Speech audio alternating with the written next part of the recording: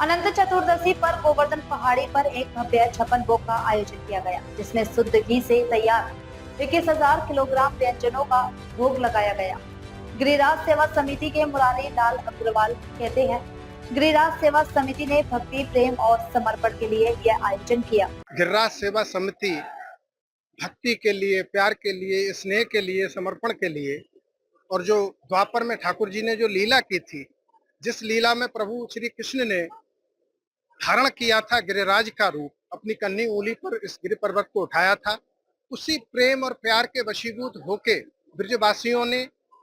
प्रभु के पास जाके अपने अपने घरों से जो व्यंजन बना के ठाकुर जी को परोसा था, वो ऐसा अद्भुत, ऐसा अलौकिक, ऐसा वो 56 भोग जिसको प्रभु स्वयं अपने हाथों से प्रभु ने खाया था, और हमारे ग्वाल वाले ब्रजवासियों ने प्रभु को वो खिलाया था।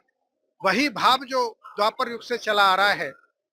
वही कृष्ण है, वही गिरिराज है, वही भाव है, वही भक्ति है, वही प्रेम है, वही स्नेह है।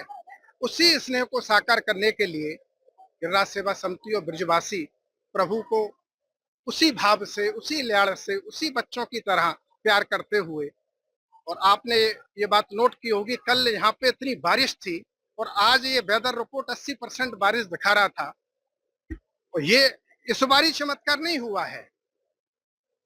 ये इस 56 भोग के दिन मैंने कई बार चमत्कार देखा है, और पूरे हिंदुस्तान और पूरे वर्ल्ड की मीडिया ने इसको कवर किया है। क्या ये गूंज नहीं है? क्योंकि गिरिराज जी ने वही इंद्र का मान मर्दन किया है, और प्रभु श्री कृष्ण ने उसी लाड़ से जो हमने जो 56 भोग लगाया है उसको ग्रहण किया है। तो ऐसे मौके पे मैं समस्त मथुरा के ब्रजवासियों की ओर से पूरे दुनिया और देश में और आपके जी न्यूज के माध्यम से जो भक्त यहाँ फैले हैं, उनको मैं इस बात की कामना करूंगा कि प्रभु सबका कल्याण करें, तो प्रभु सबका ध्यान रखें। श्रृंगार में विशेष रूप से मोती है, पुखराज है, हीरा है, पन्ना है, सप्त रत्न है, और आपने देखा कि प्रभु श्री कृष्ण जो गिरिराज बने हैं, तो सोने की बांसुरी धारण किए हैं,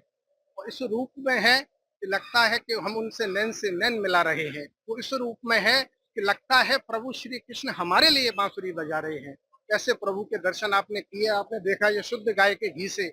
जो 56 तरह के व्यंजन, जिसमें मोहन भोग है, जिसमें कृष्ण भोग है, जिसमें मोहन थार है, वो भी प्रभु के नाम के सारे व्यंजन हैं। तो हम सब ब्रजवासियों ने लाड़ से ठाकुर जी को परोसे हैं, और हमें उम्मीद है कि ठाकुर जी ब्रज का कल्याण करेंगे, विश्व का कल्याण करेंगे, भारत का कल्याण करेंगे, और एक नए भारत का उदय होगा।